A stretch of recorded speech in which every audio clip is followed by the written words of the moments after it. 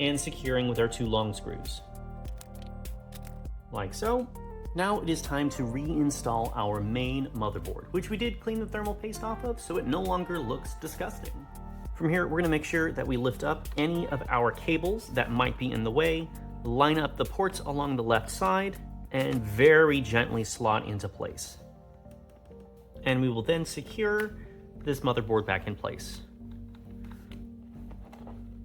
Be sure only to use the slots that are marked for these screws so that the outer casing still has a place to go. And you'll know that because each of the screws has a tiny little arrow by it with the designation for which screw goes there.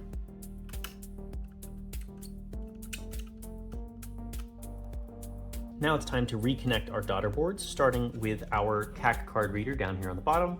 We'll flip the cover up, move the cable in, being very careful not to force it or damage things.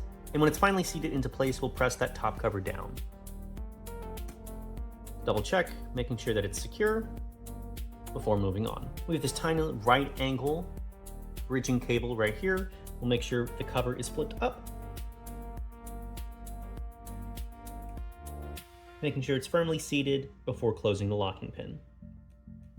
We'll do the same on the daughter board, making sure it's flipped up,